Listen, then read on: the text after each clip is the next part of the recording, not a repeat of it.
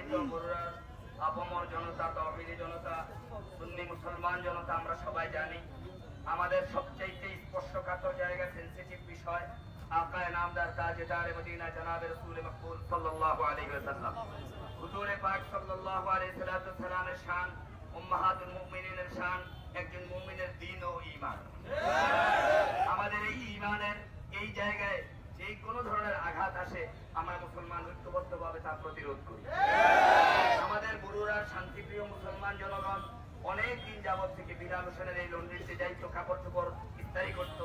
সে বিভিন্ন সময় বিভিন্ন মন্তব্য করতো ব্যক্তিগত পর্যায়ে, কিন্তু যখন সে সামাজিক পর্যায়ে বাদ ভাঙার কিছু বাজে কথা বলল, তখনই মুসলমানদের মধ্যে এই উত্তেজনা সৃষ্টি হয়। প্রশাসন তাকে গ্রেফতার করেছে, সাধুবাদ পাওয়ার উপযুক্ত, কিন্তু আমরা এই সাধারণ একটু গ্রেফতার দ্বারাই সন্তুষ্ট হতে রাজি না। আমাদের দাবি, প্রতিটা মুসলমানের একই দাবি, যতক্ষণ পর্যন্ত নবীর দুশমনের সর্বোচ্চ শাস্তি না হবে আমরা ঘরে ফিরব না।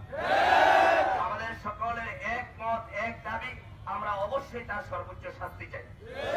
বাংলাদেশের আইনে যদি এই ধারা না থাকে, তাহলে আমরা আমাদের মতো করে ধারা তৈরি করে হলেও আল্লাহ রাব্বুল আলামিন আমাদেরকে নবী পরমের রশি লাগলে রশি নে, রশি লাগলে রশি নে, পাশি পাশি পাশি চাই, পাশি পাশি পাশি চাই, আমার সোনার বাংলায় নাস্তিকদের ঠাঁই নাই।